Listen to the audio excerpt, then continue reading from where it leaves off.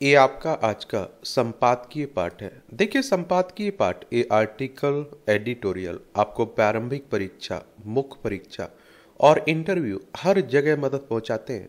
यहाँ से एक सामान्य जानकारी भी आप लोगों को मिलती है, तो इन्हें आप लोग जरूर पढ़ा करिएगा। अमेरिका के आगे असहाय यूक्रेन। अभी आपने देखा है कि अमेरिका के राष्ट्रपति और यूक्रेन के राष्ट्रपति के बीच जो मुलाकात हुई है और जिसमें गर्मा गर्मी बढ़ी, उसी को लेकर ये बातें की जा रही हैं। और एक लंबा समय हो चुका है यूक्रेन रूस में युद्ध होते हुए, ये हमारा प्यारा भारत है, तो उसी को लेकर बातें की जा रही हैं। तो अमेरिकी राष्ट्रपति डोनाल्ड ट्रंप, और कहा जा रहा है कि देखिए, अमेरिकी राष्ट्रपति डोनाल्ड ट्रंप जब से बने हैं, चुनाव जीते हैं, हलचल मची हुई है और हलचल मची रहेगी जब तक ये राष्ट्रपति रहेंगे। ये इस तरह के फैसले ही लेते रहते हैं। तो ट्रंप यूक्रेन के राष्ट्रपति व्लादिमीर जेलेंस्की के बीच बीते दिनों हुई मुलाकात के हाल के दौर की सबसे चर्चित मुलाकातों में से एक रही है। टीवी कैमरों के सामने राष्ट्राध्यक्षों के बीच इस तलक बहस को पूरी दुनिया ने देखा और इसके अलग अलग पहलुओं पर चर्चा एवं विश्लेषण जारी है। लोग कूटनीति से लेकर आतिथ्य और मेजबानी और सामान्य शिष्टाचार से लेकर नाना प्रकार की कसौटियों पर इस मुलाकात को कस रहे हैं। और इसमें आप देखिए, इसने भू राजनीतिक और वैश्विक समीकरण को भी एकाएक बदलने का काम किया है।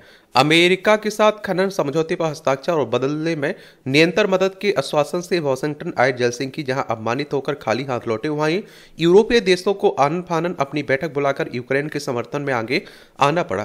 ट्रंप जेलेंस्की की मुलाकात ने यूक्रेन युद्ध को लेकर अनिश्चितताएं बढ़ाने के साथ ही दुनिया में खेमेबाजी के आसार बढ़ा दिए।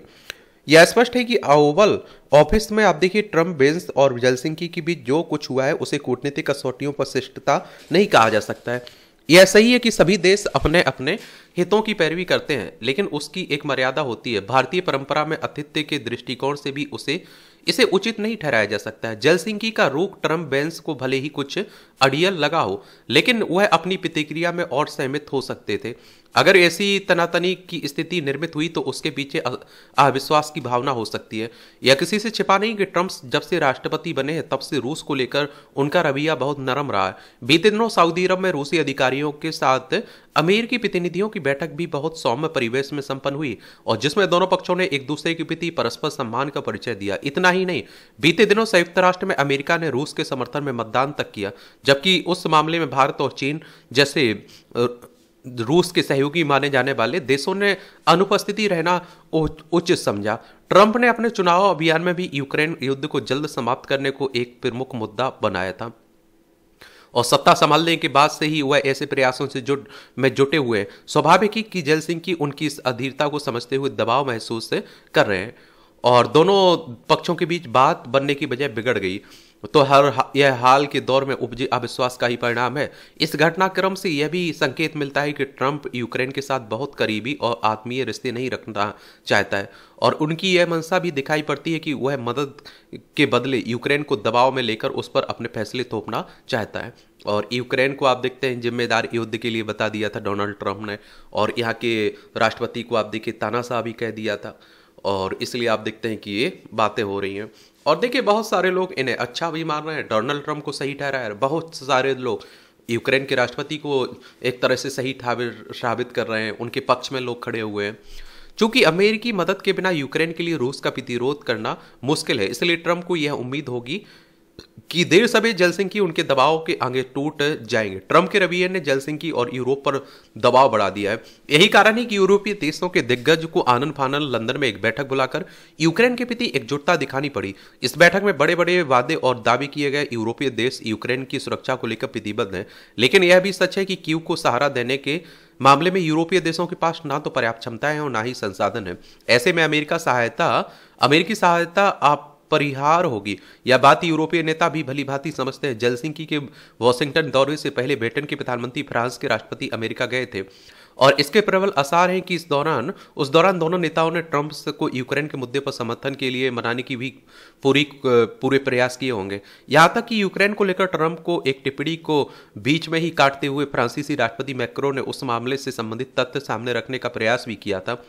अमेरिकी मदद की महत्ता को इसी से समझा जा सकता है कि नाटो महासचिव ने भी जेलेंस्की को यही सुझाव दिया कि वह अमेरिका को कुपित ना करें, सहयोग के लिए प्रयास करें। और आप देखिए ट्रंप जल्द से जल्द यूक्रेन युद्ध समाप्त कराना चाहते हैं और उनको अधीरता इसी से समझी जा सकती है कि वह बैठक के दौरान जेलसिंकी की आपत्तियों के प्रति बहुत गंभीर नहीं थे। जब बात बिगड़ी तो उन्होंने एक तरफा ऐलान कर दिया कि वह जेलसिंकी अभी शांति के मूड में नहीं है। जब वह शांति की बात करना चाहे तो हमारे दरवाजे उनके लिए खुले हुए। अभी तो यह ही आसार दिख रहे हैं कि ट्रंप यूक्रेन को उसके हाल पर छोड़ने से गुरेज नहीं करेंगे और इससे यूरोप के समक्ष ऊहापोह की स्थिति बनी है। इसकी तपिश भी महसूस होने लगी है। यूरोपीय आयोग की प्रमुख उर्सुला वान डेर लेन ने दोहराया कि यूक्रेन की मदद के लिए सभी उपाय किए जाएंगे और यूरोप इसे लेकर ज्यादा जिम्मेदारी उठाने को तैयार है। वेटेन ने भी 2.6 अरब पाउंड की सहायता का ऐलान किया। हालांकि इसी सहायता को जमीन पर उतरने में समय लगेगा और इससे यूक्रेन को तत्कालिक मदद नहीं मिल पाएगी और जिससे उसे अभी बहुत जरूरी है, क्योंकि रूस अपना शिकंजा लगातार कसता जा रहा है।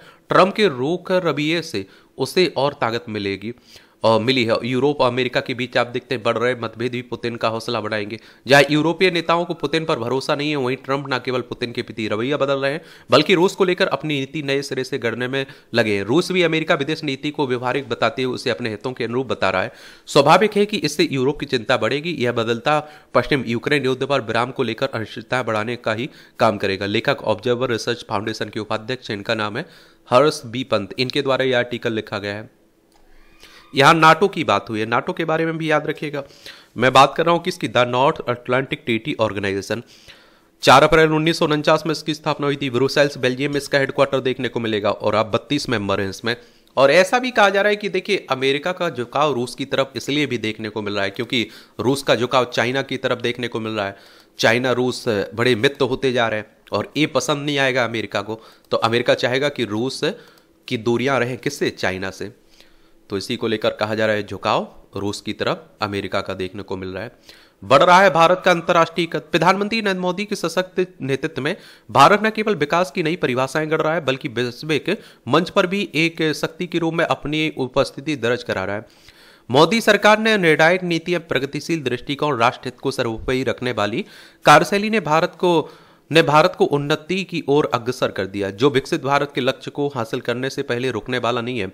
हाल में संपन्न दिल्ली विधानसभा चुनाव में भाजपा की ऐतिहासिक जीत, जन कल्याणकारी केंद्रीय बजट, मध्यम वर्ग के लिए कर राहत, फ्रांस में आयोजित एआई सम्मेलन में भारत की प्रभावशीलता, भागीदारी, मोदी का अमेरिकी दौरा, यूरोपीय संघ की दृष्टिकोण में भारत का बढ़ता महत्व देश के प्रभुत्व में हुई वृद्धि को प्रमाणित करता है। और आप देखिए आज दुनिया के कई हिस्सों में फैली अशांति युद्ध की स्थिति में भारत हमेशा से शांति के पक्ष में दिखाई दिया और प्रधानमंत्री मोदी का दृष्टिकोण है कि दुनिया का भविष्य शांति और सहिष्णुता के सिद्धांतों पर आधारित हो, तभी सभी देश मिलकर लोगों के कल्याण, सुरक्षा, समृद्धि के लिए कार्य कर सकेंगे। यही कारण है कि कई देशों के राष्ट्र प्रमुख भारत की ओर उम्मीद से देख रहे हैं और एक और उम्मीद से देखने का एक कारण भी है भैया। आप सभी जानते हैं कि जनसंख्या के मामले में हम लोग सबसे टॉप पर पहुंच चुके हैं। अब देखिए बाजार सबसे बड़े हम लोग हैं, तो मार्केट हमारे पास है, तो आप देखिए दुनिया भर के देश हमारे से समझौता करना चाह रहे हैं। मोदी सरकार ने केंद्र और राज्य शासित राज्यों में एक नई राजनीतिक संस्कृति को जन्म दिया है, जिसका मूल मंत्र है सुशासन, पारदर्शिता, जवाबदेही और गरीब कल्याण। और उससे विकसित भारत, डिजिटल इंडिया, आत्मनिर्भर भारत जैसी अभियानों के जरिए जन भागीदारी को प्राथमिकता दी गई। दिल्ली चुनाव में भाजपा की सफलता इसका प्रमाण है कि जनता अब केवल मुफ्त योजनाओं पर निर्भर नहीं रहना चाहती, बल्कि ठोस विकास और राष्ट्रीय सुरक्षा, आधुनिक इंफ्रास्ट्रक्चर जैसे मुद्दों के साथ विश्वसनीय नेतृत्व, परफॉर्मेंस और पॉलिटिक्स को प्राथमिकता दे रही है। 2024 में आप देखते हैं कि लोकसभा चुनाव में पूर्व 2 चुनावों की अपेक्षा भाजपा को कम सीटें मिली। उसके पीछे विपक्ष द्वारा संविधान आरक्षण को लेकर फैसला फैलाया गया भ्रम था। चुनाव के तुरंत बाद जनता ने समझ लिया कि विपक्ष की नकारात्मक राजनीति देश का विकास में बाधक होगी। ये आप देख लीजिए, विवेक ठाकुर हैं, ये आप देखते हैं कि लोकसभा सदस्य हैं, इनके द्वारा ये आर्टिकल लिखा जा रहा है। इसलिए आप देखते हैं कि मोदी जी की तारीफ, अपनी सरकार की तारीफ लिख रहे हैं। समझ रहे हैं आप लोग, समझा करिए। इसीलिए मैं कहता हूं कि थोड़ा जो आर्टिकल लिखता है उसके बारे में जरूर जान लिया करिएगा। हरियाणा, महाराष्ट्र, अब दिल्ली की जनता का जनादेश इसका संकेत कर रहा है। जनता अब बेहद जागरूक होकर अपने उज्जवल भविष्य के लिए मतदान कर रही है। अब वो कह रहे हैं फ्री की रेडी में जनता नहीं फंस रही, लेकिन दिल्ली में आप देखिए बीजेपी ने भी घोषणाएं की हैं फ्री की रेवड़ी की। आज भारत केवल उपभोक्ता नहीं बल्कि तकनीकी क्रांति में अग्रणी योगदान भी दे रहा है। हाल में फ्रांस में आयोजित एआई सम्मेलन, आर्टिफिशियल इंटेलिजेंस की बात हो रही है, में भारत की भागीदारी से स्पष्ट हुआ कि कृत्रिम बुद्धिमत्ता के क्षेत्र में भारत एक निर्णायक शक्ति के रूप में उभर रहा है। इस सम्मेलन में भारत फ्रांस के बीच एआई आधारित रक्षा और साइबर सुरक्षा साझेदारी को नई ऊंचाइयों पर ले जाने के लिए सहमति बनी। और उसके बाद प्रधानमंत्री मोदी की हुई अमेरिकी यात्रा केवल एक द्विपक्षीय बैठक नहीं थी, बल्कि भारत की कूटनीतिक शक्ति के विस्तार की दिशा में एक बड़ा कदम भी था। और उस यात्रा में अमेरिका की प्रमुख कंपनियों ने भारत में 50 अरब डॉलर को निवेश की घोषणा की। रक्षा क्षेत्र में भारत अमेरिका साझेदारी को और मजबूत करने के लिए महत्वपूर्ण समझौते पर हस्ताक्षर हुए। और इससे साफ होता है कि भारत अमेरिका संबंध अब केवल व्यापार तक सीमित आप देखते नहीं है, बल्कि वे रणनीतिक गठबंधन का रूप ले चुके हैं। यह गठबंधन हिंद प्रशांत क्षेत्र में चीन के बढ़ते प्रभाव को संतुलित करने के लिए भी महत्वपूर्ण है। प्रधानमंत्री मोदी की अमेरिकी यात्रा के दौरान यूएस इंडिया ट्रस्ट पहल की भी शुरुआत की घोषणा की गई। यह रक्षा, आर्टिफिशियल इंटेलिजेंस, सेमीकंडक्टर, जैव प्रौद्योगिकी, ऊर्जा, अंतरिक्ष जैसे क्षेत्रों में अहम प्रौद्योगिकियों के प्रयोग को बढ़ावा देने के लिए दोनों देशों के बीच सहयोग को प्रेरित करेगा। इसके अंतर्गत वर्ष के अंत तक एआई इंफ्रास्ट्रक्चर को गति देने के लिए प्रतिबद्धता जताई गई है। भारत अगले 2 वर्षों में 44,000 करोड़ केवल टेक्नोलॉजी क्षेत्र में निवेश करने की योजना पर भी काम कर रहा है, और जिससे युवाओं को रोजगार तो मिलेगा ही, साथ ही एआई के क्षेत्र में भारत दुनिया का नेतृत्व भी करता हुआ दिखाई देगा। इस प्रकार भारत सरकार द्वारा digital India mission, AI, machine learning research को बढ़ावा देने से यह संकेत मिलता है कि भविष्य में भारत टेक्नोलॉजी का उपभोक्ता के साथ वैश्विक आपूर्तिकर्ता भी बनेगा। बीते एक दशक में आप देखिए, भारत ने केवल आर्थिक और तकनीक क्षेत्र में ही नहीं, बल्कि कूटनीति और वैश्विक राजनीति में भी अपनी प्रभावशीलता उपस्थिति दर्ज कराई। COP26 में जलवायु परिवर्तन से निपटने के लिए 2070 तक नेट जीरो कार्बन उत्सर्जन का लक्ष्य हो, अथवा वित्त वर्ष 2023-24 में 800 अरब डॉलर से अधिक का निर्यात हो। इससे यह स्पष्ट होता है कि भारतीय अर्थव्यवस्था वैश्विक व्यापार में मजबूत हो रही है, रक्षा क्षेत्र में आत्मनिर्भरता की दिशा में कदम उठाए हैं, और जिससे वह अब दुनिया के हथियार निर्यातक देशों में शामिल हो रहा है। साफ है कि मोदी सरकार की आर्थिक नीतियां तकनीक के क्षेत्र में प्रगति, कूटनीतिक कौशल और राष्ट्रीय सुरक्षा के प्रति प्रतिबद्धता ने भारत को एक नई दिशा दी। आने वाले वर्षों में भारत न केवल एक उभरती हुई शक्ति रहेगा, बल्कि एक स्थापित वैश्विक ताकत के रूप में अपनी स्थिति और सुदृढ़ करेगा, मजबूत करेगा। चलिए, आप लोग क्या सोचते हैं? अपनी राय आप लोग जरूर बताया करिएगा। साहस और संघर्ष, ये भी देख रहे हैं आप लोग। मनुष्य, आप देखेंगे क्या देखें, मनुष्य साहस के दम पर ही असंभव से प्रतीत होने वाले कार्य को करने में सफल होता है। मुलायम मिट्टी के बिछोने में पड़ा हुआ बीज यदि ऊपर पड़े ढेलों को हटाने की हिम्मत नहीं दिखलाता, तो बीज से वृक्ष बनने का गौरव उसे नहीं मिल पाता। सच्चे अर्थों में जीवित वही है जो जीवन में आई बाधाओं से लड़ सकता है, जो अन्याय एवं अनीति से टकरा सकता है। अनीति के समक्ष मौन कायरता का प्रमुख चिन्ह है। वीरतापूर्वक जीने की नीति में ही मानवीय प्रगति का आधार छिपा हुआ है। हम भीतर और बाहर की बुराइयों से लड़ने के लिए एक तत्पर सिपाही की भांति अपना प्रत्येक मोर्चा मजबूत बनाएं और आज से अभी से अनैति को मिटाने में जुट जाए। आगे बढ़ने की इच्छा और नए जन्म में कोई अंतर नहीं है। यदि आपका अंतरात्मा कहे कि उन्नति करना चाहिए, तो यह समझें कि आपकी जीवन शक्ति अदम्य साहस और विश्वास से ओतप्रोत है, और इसके आप देखते हैं कि क्या ओतप्रोत है। और इसके बाद उठे और बाधाओं को पार करते हुए आगे बढ़ चलें। फिर जब तक मंजिल नहीं मिल जाती, तब तक संघर्ष का संबल मत छोड़ें और वीर की भांति मुश्किलों से टकराते हुए आगे बढ़ते चलें। साहसी व्यक्तियों को शक्ति उधार नहीं मांगनी पड़ती है, उनकी अंतरात्मा ही उन्हें बल प्रदान करती है। नीति के पथ पर बढ़ने वाले को ईश्वर का साथ मिलता है। ऐसा व्यक्ति जब बुराइयों को दूर कर आगे बढ़ता है, तो लोग उसका अनुसरण करते हैं। सच्चाई से प्रेरित संघर्ष की स्थायी प्रगति का आधार है। अकेला संघर्ष ही काफी नहीं, उसमें सत्य का समन्वय होगा, तो ही हमारी भीतरी शक्ति का आशीर्वाद मिलेगा। अन्याय एक चुनौती है जो मानवता को ललकारती है। इसका उत्तर कोई डरपोक नहीं दे सकता है। उस बेचारे को अपने स्वार्थ से ही मुक्ति कहा। जहाँ जिनमें मनुष्यता शेष है, वे अनीति और अन्याय के प्रतिकार के लिए जान की बाजी लगा देते हैं। मनुष्य जीवन की सच्ची शोभा भी यही है। अच्छा कॉलम लिखा जाता है, देख रहे हैं। ये ऑनलाइन फुहड़ता। एक यूट्यूब चैनल पर अभद्र अश्लील टिप्पणी से उपजे मामले की सुनवाई करते हुए सुप्रीम कोर्ट ने जिस तरह एक बार फिर सरकार से ऑनलाइन सामग्री के नियमन के उपाय करने को कहा, उससे यह पता चलता है कि वह इसे लेकर गंभीर है। इसका परिचय इससे भी मिलता है कि उसने इसका मसौदा बनाने और उसके लिए संबंधित पक्षों और आम लोगों को उससे सुझाव लेने को भी कहा है। इसके बाद सरकार का इस दिशा में सक्रिय होना स्वाभाविक है, लेकिन यह आसान काम नहीं है, क्योंकि इसे लेकर अभिव्यक्ति की स्वतंत्रता में हस्तक्षेप की आवाज उठ सकती है। सच तो यह है कि वह उठने भी लगी है, और खुद को सोशल मीडिया कहने वाले इंटरनेट प्लेटफॉर्म मुफ्त विचारों के मंच के तौर पर जाने जाते हैं। ये प्लेटफॉर्म लोगों को कुछ भी कहने की अनुमति देते हैं, लेकिन अभिव्यक्ति की स्वतंत्रता असीम नहीं है, इसकी अपनी इसको सीमाएं हैं। अभिव्यक्ति की स्वतंत्रता के नाम पर फुहड़ता, नग्नता और नफरत फैलाने की इजाजत नहीं दी जा सकती। सुप्रीम कोर्ट की बात करें तो हमारी सर्वोच्च अदालत है। संविधान के अनुच्छेद 124 के तहत सुप्रीम कोर्ट की स्थापना की बात की गई। 28 जनवरी 1950 में स्थापना हुई थी। दुर्भाग्य से कुछ लोग यह समझ बैठे हैं कि उन्हें ऑनलाइन प्लेटफॉर्म पर भी कुछ भी कहने की छूट मिली हुई है। इनमें प्रमुख है कॉमेडियन इन्फ्लुएंसर। ये खुलकर गालियां का तो इस्तेमाल करते हैं, शालीनता और नैतिकता की भी धज्जियां उड़ाते हैं। क्योंकि इस सब से उन्हें प्रचार और पैसा मिलता है, इसलिए वे और अधिक बेलगाम होते जाते हैं। इसी का नतीजा है कि अश्लील ऑनलाइन सामग्री बढ़ती जा रही है। इसका एक उदाहरण इंडिया गॉट टैलेंट नामक यूट्यूब कार्यक्रम पर देखने को मिला, और इससे लोगों का आक्रोशित होना स्वाभाविक है। इसे लेकर पुलिस ने भी अपने स्तर पर कार्रवाई की। इस पर ऐसे तर्कों के आधार पर आपत्तियां उठी कि क्या अभद्र टिप्पणी करने वालों को जेल में डाल देने से देश की सभी समस्याओं का समाधान हो जाएगा। प्रश्न यह है कि क्या ऑनलाइन अभद्रता से मुंह मोड़ लेने से सब कुछ सही नहीं हो जाएगा। यदि देश में कुछ गंभीर समस्याएं हैं तो इसका यह मतलब नहीं हो सकता है कि ऑनलाइन फुहड़तों को बेरोक टोक चलने दिया जाए। स्पष्ट है कि सरकार को यह देखना ही होगा कि अभिव्यक्ति की स्वतंत्रता के बहाने ऑनलाइन फुहड़ता अनियंत्रित न होने पाए। इसके लिए उसे प्रभावी दिशा निर्देश बनाने और उसके पालन का उपाय करने के साथ ऑनलाइन प्लेटफॉर्म का संचालन करने वाली कंपनियों को भी जवाबदेह बनाना होगा। वे यह कर कर्तव्य की तीसरी नहीं कर सकती है कि वे तो माध्यम भर हैं। इन कंपनियों को यह संदेश देना ही होगा कि उनका काम पोस्टमैन सरीका नहीं है। जब यह स्पष्ट है कि वे अपनी जिम्मेदारी से मुंह मोड़ रही हैं, तब सरकार के साथ समाज को भी चेतना होगा, क्योंकि आखिर ये आम लोग ही हैं जो असली सामग्री देखते हैं, सुनते हैं और पसंद करते हैं। आम लोगों की हालत तो आप जानते हैं क्या है। नियमों के विरुद्ध नियम किसी प्रकार का बंधन नहीं है, बल्कि हमारी सुरक्षा के लिए लागू किए जाते हैं। वाहन चलाने के लिए ड्राइविंग टेस्ट की प्रक्रिया यह सुनिश्चित करती है कि व्यक्ति सही तरीके से और सुरक्षित रूप से वाहन चलाने में सक्षम है कि नहीं। सड़क सुरक्षा की दृष्टि से महत्वपूर्ण भी है। लाइसेंस धारक ने किसी तरह की गड़बड़ी कर इसे हासिल ना किया हो, क्योंकि आप देखते हैं कि पैसे दीजिए सब कुछ बन जाता है ना।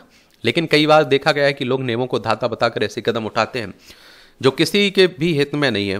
हिमाचल प्रदेश के बिलासपुर जिले के वर्ठी में हैरान करने वाला मामला सामने आया है। अनचिंता, जहां 8,000 रुपये लेकर फर्जी लाइसेंस बना गया। साइबर कैफे में चल रहे गोलमाल का पुलिस ने भंडाफोड़ कर दिया और 2 लोगों के विरुद्ध केस दर्ज किया। इस घटना से कई तरह की चिंताएं पैदा हो रही हैं।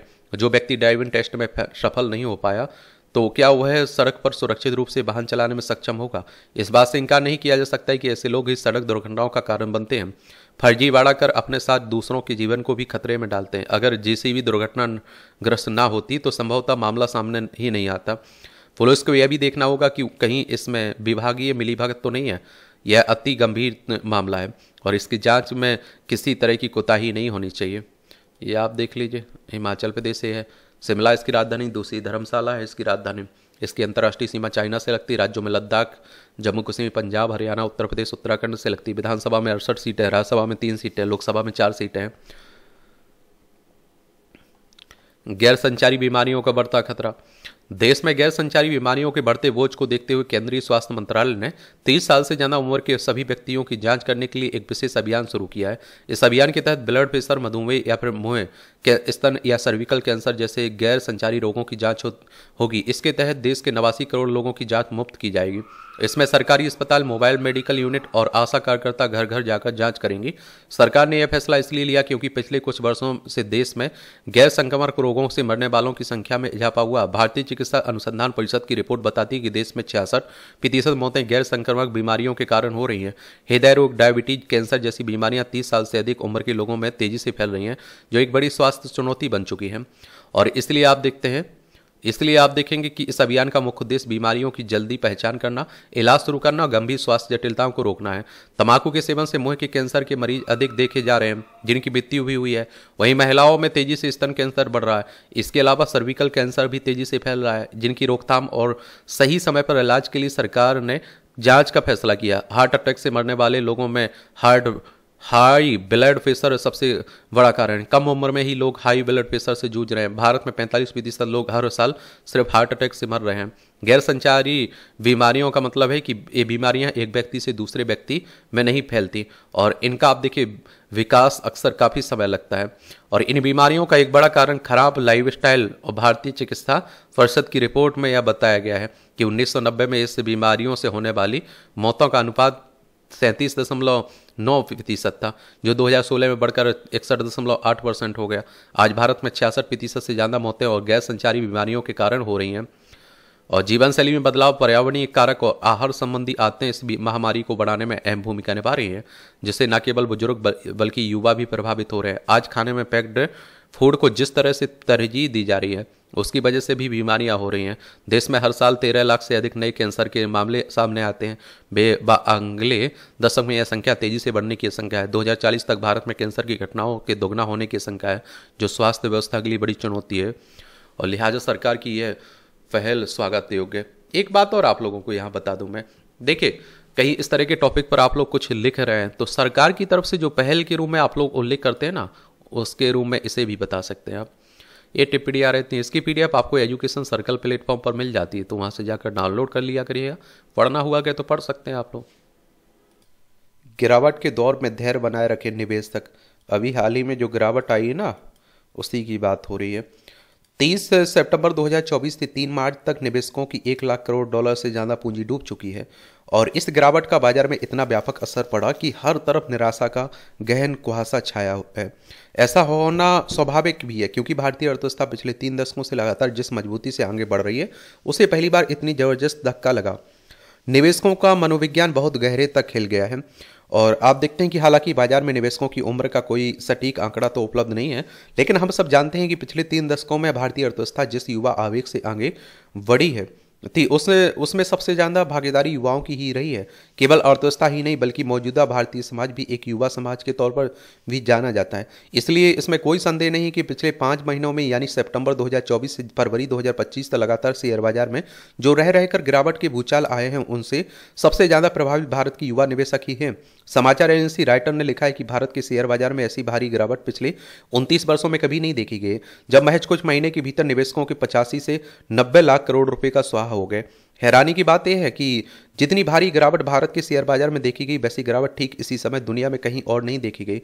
पिछले 5 महीनों में अगर दुनिया के शेयर बाजार को देखें तो अमेरिका के डाउ जोन्स इंडेक्स 30 सितंबर 2024 को 42,330 के स्तर पर था। 27 फरवरी 2025 को 43,240 के स्तर पर बंद हुआ। यानी इन लगभग 5 महीनों में यह गिरा नहीं बल्कि 910 अंक 2.14% चढ़ा है। इसी तरह चीन का बाजार शंघाई कंपोजिट 30 सितंबर 2024 को 3,336 के स्तर पर था, जो 27 फरवरी को यह 3,338 के स्तर पर बंद हुआ। मतलब यह है कि पिछले 5 महीने में 52 अंक चढ़ा है। हांगकांग का सेंग इंडेक्स 30 सितंबर 2024 को 21,133 अंकों पर था, जो 27 फरवरी 2025 को 23,718 के स्तर पर बंद हुआ। मतलब है कि 2,585 पॉइंट चढ़ा है। अगर भारत के शेयर बाजार की तत्कालिक गिरावट की कोई सबसे बड़ी वजह है तो अमेरिकी राष्ट्रपति डोनाल्ड ट्रंप के अनिश्चित और अचंभे से भरे टैरिफ धमकियां। ट्रंप पिछले 1 महीने से के अपने कार्यकाल में 3 बार करीब धमकी देने के स्तर पर यह दोहरा चुके हैं कि टैरिफ के मामले में अमेरिका जैसे को तैसा रवैया अपनाएगा। मतलब भारत जितना टैरिफ अमेरिका आयात पर लगाएगा, उतना ही टैक्स अमेरिका भारत आयात पर लगाएगा। इस धमकी के कारण भारत के शेयर बाजार रह रहकर गिर रहे हैं, लेकिन दुनिया के शेयर बाजारों का इतिहास गवाह है कि कोई भी बाजार कितनी बार भी फाताल यात्रा क्यों ना करे, लेकिन अंत में उसे ऊपर उठना ही होता है। यही शेयर बाजार का स्थायी चरित्र है। इसलिए युवा निवेशकों को धैर्य नहीं खोना चाहिए। और इसमें कोई दो राय नहीं है कि पिछले 2 दशकों से भारत के युवा निवेशक ही शेयर बाजार के करदाता रहे हैं, वहीं इसकी अगुवाई करते हैं। इसलिए कहर भी उन्हीं के कंधों पर ज्यादा टूटा है। लेकिन ये डरावना और काले दिन भी गुजर जाएंगे, जैसे अतीत में कई बार ऐसे स्याह दिन आते रहे हैं। और इसके लिए भारत के युवा निवेशकों को अपनी भावनाएं नियंत्रण में रखना होगा। वो इस गिरावट से घबराकर इतने ज़्यादा निराश ना हो, उन्हें लगने लगे कि सब कुछ खत्म हो गया। बाजार का अपना एक चक्र होता है। इस चक्र का गणितीय नियम यह भी है कि जो बाजार जितने नीचे धंसेगा उतने ही ऊपर उछलेगा, और इसलिए हिम्मत रखें। वैसे भी शेयर बाजार में निवेश करने के पहले का सबसे जरूरी पाठ यही होता है कि यहाँ घबराकर और जल्दीबाजी में कोई निर्णय ना लें। और आप देखिए, युवा निवेशकों के लिए यह ऐतिहासिक गिरावट एक बड़ा सबक है और भविष्य के लिए ट्रेनिंग भी हो सकती है। वे बाजार में निवेश करने के पहले निवेश में डायवर्सिफिकेशन मॉडल की ताकत को समझें। मसलन शेयर बाजार में एक ही श्रेणी के शेयर कभी भी पूरा दाव लगाना अक्लमंदी नहीं होती है। निवेशक के लिए कई तरह के कैंप चुनें। Mutual fund, gold, ETF, bonds, real estate जैसे विकल्पों की भी अनदेखी ना करें। एसआईपी में भरोसा जताए निवेशक के एक बड़े हिस्से का रिस्क लेने के बावजूद कुछ पैसे एसआईपी पर भी लगाए। इसका जोखिम हमेशा कम होता है, एक मुश्त का जोखिम हमेशा आर पार का होता है, जबकि एसआईपी का गणित इसके उलट है। इमरजेंसी फंड कभी भी शेयर बाजार में ना लगाएं, और अगर बाजार की मौजूदा भूचाल में कुछ युवा ऐसा करके नुकसान खा चुके हैं तो उन्हें इस नुकसान को सबक के रूप में याद रखना चाहिए, और इमरजेंसी फंड को शेयर बाजार में कभी नहीं लगाना चाहिए। शेयर बाजार के लिए वही पैसा निवेश के खाते सबसे उपयुक्त होता है जो कम से कम 5 साल तक आपके पास एक अतिरिक्त पूंजी के रूप में मौजूद हो, उसके बिना कोई काम ना रुक रहा हो। शेयर में निवेश करने के पहले फंडामेंटल रिसर्च कर लेनी चाहिए, और सिर्फ ट्रेंड देखकर निवेश करना सही नहीं है। गंभीर निवेशक बनने के लिए कंपनियां की बैलेंस शीट, उनके भविष्य के प्लान और उस क्षेत्र विशेष की विकास दर को मौजूदा और अनुमानित भविष्य के साथ तालमेल बैठाकर ही निवेश की दिशा में आगे बढ़ें। आप लोग क्या सोचते हैं, करते हैं शेयर बाजार में निवेश? प्रभावी उपायों के बावजूद गिरावट चिंताजनक है। भारतीय शेयर बाजार में गिरावट का दौर जारी है। आम निवेशकों के पसीने छूट रहे हैं। शेयर बाजार का मार्केट कैप लगभग 384 लाख करोड़ रुपए के आसपास आ गया है, जो पिछले 27 सितंबर 2025 को करीब 477 लाख करोड़ रुपए के आसपास था। इस दौरान आम निवेशकों की संपत्ति में 93 लाख करोड़ रुपए की कमी आई है, तो पिछले सप्ताह निवेशकों को लगभग 9 लाख करोड़ रुपए का नुकसान एक दिन में हुआ है। सरकार के तमाम प्रभावी माने जाने वाले उपायों के बावजूद शेयर बाजार की इस गिरावट की वजह क्या हो सकती है? असल में जनवरी में ही अमेरिका के नए राष्ट्रपति डोनाल्ड ट्रंप के आने के बाद से ही शेयर बाजार गुलजार होने के कयास लगाए जा रहे थे, परंतु भारतीय शेयर बाजार का गिरना जारी रहा। विदेशी संस्थागत निवेशक द्वारा जनवरी 2025 में 78,000 करोड़ रुपए शेयर बाजार से निकाल लिए जाने के बाद शेयर बाजार में आई गिरावट फरवरी में सुधरने की आशा व्यक्त की जा रही थी, क्योंकि सबकी निगाहें रिजर्व बैंक ऑफ इंडिया की 7 फरवरी को होने वाली मौद्रिक समीक्षा घोषणा पर थी। आरबीआई रेपो रेट में कटौती करता है तो शेयर बाजार को संजीवनी मिल जाएगी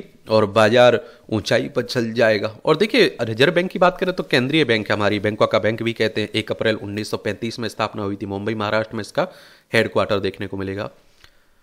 उल्लेखनीय की रेपो रेट वह ब्याज दर है जिस पर आरबीआई वाणिज्यिक बैंकों को कर्ज देता है, और जब रेपो रेट कम की जाती है तो बैंक भी ब्याज दर कम कर देते हैं और मार्केट में तरलता बढ़ जाती है तथा कार ऋण, मकान ऋण, व्यक्तिगत ऋण सस्ता होने से बाजार में नकदी बढ़ने से शेयर बाजार भी खुश होते हैं। करीब 5 साल के लंबे इंतजार के बाद अंततः रिजर्व बैंक ऑफ इंडिया ने रेपो रेट में 0.25% की कटौती की और लगा अगले दिन शेयर बाजार को लांचे भरेगा, परंतु शेयर बाजार को रेपो रेट में कटौती भी नहीं भाई, और शेयर बाजार का गिरना जारी रहा। भारतीय शेयर बाजार के विशेषज्ञ विश्लेषकों के लिए भी यह आश्चर्यजनक था कि ऐसा क्यों हो रहा है, जबकि घरेलू संस्थागत निवेशकों की खरीदारी और कई कंपनियों के बेहतर नतीजे भी इस गिरावट को रोक नहीं पा रहे, और जिससे आम निवेशक घबरा रहा था, क्योंकि अब उसका निवेश शेयर मार्केट से भी ज्यादा था, क्योंकि केंद्रीय बजट 2024 से ही और अब 12 लाख रुपए तक आय छूटकर के बाद अधिकतर नौकरी पेशा वाले करदाता नई टैक्स प्रणाली को अपना रहे हैं, क्योंकि इसमें पिछले बजट से ही बचत को कोई प्रोत्साहन नहीं दिया गया। पुरानी टैक्स प्रणाली का सबसे बड़ा आकर्षण कई तरह की बचतों पर छूट थी, और जिसमें बीमा प्रीमियम, स्वास्थ्य बीमा प्रीमियम, प्रोविडेंट फंड, 5 साल की एफडी, एनएससी, सुकन्या समृद्धि योजना, बच्चों की स्कूल फीस, मकान ऋण का मूल जमा आदि को पुरानी टैक्स प्रणाली में धारा 80C के तहत 1.5 लाख रुपए तक की कर कटौती की सुविधा मिलती है। इन छोटी छोटी बचतों का देश के सकल घरेलू उत्पाद में महत्वपूर्ण योगदान रहा। नई टैक्स प्रणाली में इन वस्तुओं को कर कटौती के रूप में कोई जगह न मिलने से ये वस्तुएं शेयर बाजार में लग रही थी। सेबी की पूर्व चेयरमैन ने भी पूर्व में इस बात पर चिंता जाहिर की थी कि नागरिक अपनी घरेलू बचतों को सट्टे जैसे जोखिम भरे क्षेत्रों में लगा रहे हैं। ऐसे में शेयर बाजार की लगातार गिरावट का सबसे बड़ा असर छोटे और मध्य वर्गीय निवेशकों को हो रहा है। कुछ विशेषज्ञ भारतीय बाजार से विदेशी संस्थागत निवेशकों के मोह भंग को बजट में बढ़ाए गए प्रतिभूति लेनदेन कर को भी मानते हैं। लगता है कि भारतीय शेयर बाजार का भविष्य बाजार स्वयं ही तय करेगा, और अब निवेशक को स्वयं रखकर समय का इंतजार की क्या करना होगा। ये आप देखते हैं कि सेबी की भी बात हुई है, इसके बारे में भी याद रखिए। मुंबई महाराष्ट्र में इसका हेडक्वार्टर देखने को मिलेगा। Security and exchange board of India की बात कर रहा हूँ। 12 अप्रैल 1988 में इसकी स्थापना हुई थी। एक इसके द्वारा डॉक्टर हरीश कुमार सिंह के द्वारा आर्टिकल लिखा गया, शेयर मामलों के जानकार हैं। और ये आप देखेंगे किसके द्वारा, मनोज आर्थिक मामलों के जानकार हैं, इनके द्वारा लिखा गया है। आपके द्वारा क्या सोचा जाता है, अपनी राय आप लोग जरूर बताया करिएगा। ये राजनीति की बातें हो रही हैं, पढ़ना हो तो पढ़ सकते हैं।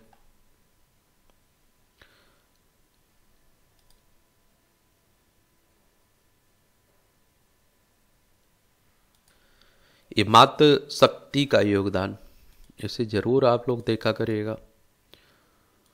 तो देखिए प्रयागराज में अभी कुंभ था ना, प्रयागराज में मातृ शक्ति से सरोकार रहा 2025 का महाकुंभ। वस्तुतः किसी देश की जागृत चेतना की पहचान उसके पर्व में सम्मिलित देशवासियों की संख्या से समझी जा सकती है। जलती दियों की संख्या दीपावली को भारत का सबसे बड़ा पर्व बनाती है और हर वर्ष नासा भी दीपावली के दिन भारत की जगमगाती तस्वीर भेजकर इस उत्साह को प्रमाणित करता है। ठीक उसी तरह भारत के एक बड़े पर्व महाकुंभ का आयोजन हुआ जो शिवरात्रि को प्रयागराज के संगम में संपन्न हुआ है। ये आप देखिए उत्तर प्रदेश का एक शहर है प्रयागराज। देखिए लखनऊ इसकी राजधानी है, यहीं से आप देखते हैं कि यहीं हुआ ना महाकुंभ। नासा की बात करें तो अमेरिकी अंतरिक्ष एजेंसी है। हमारी अंतरिक्ष एजेंसी कौन सी है? इसरो। 15 अगस्त 1969 में स्थापना हुई थी। बेंगलोर कर्नाटक में हेडक्वार्टर देखने को मिलेगा। और नासा की बात करें तो वाशिंगटन डीसी यूएसए में इसका हेडक्वार्टर देखने को मिलेगा। 29 जुलाई 1958 में स्थापना हुई थी।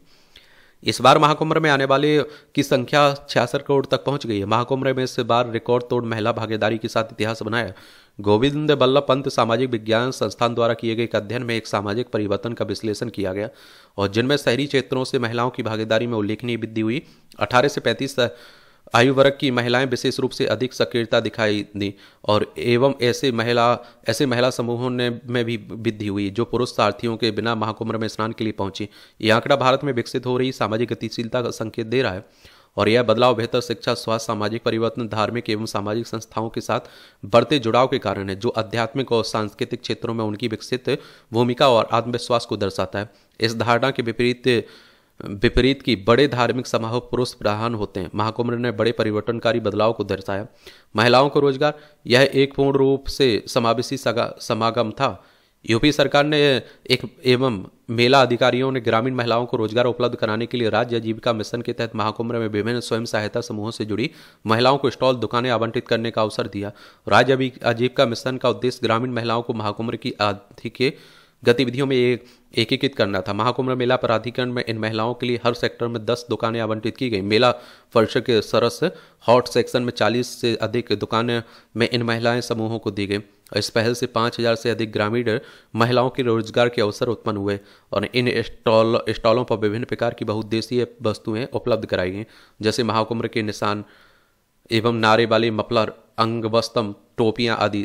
7 राज्यों में 14,000 से अधिक महिला स्वयं सहायता समूहों को प्लास्टिक मुक्त मेले के लिए 60 करोड़ पत्तों की प्लेटें और कटोरे एवं कपड़े के थैले बनाने का काम सौंपा गया। नारी शक्ति प्रेरणा संकुल समिति ने जौ, ज्वार, बाजरा, देसी गुड़ से बने विभिन्न उत्पाद सबको उपलब्ध करा। इतना ही नहीं, महिला समूहों ने अलग भी महिलाओं को रोजगार मिले। इस प्रकार बड़ी संख्या में महिलाओं ने महाकुंभ में अच्छी कमाई भी की है। अच्छी बात है।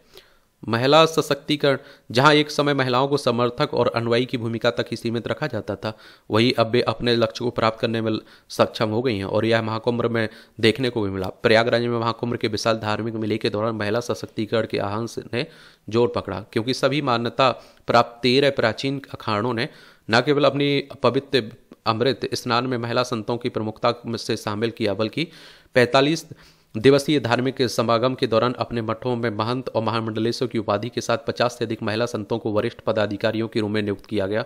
उत्तर प्रदेश सरकार द्वारा जारी किए गए बयान के अनुसार महाकुंभ के दौरान विभिन्न अखाड़ों में 7,000 से अधिक महिलाओं ने संन्यास की दीक्षा ली।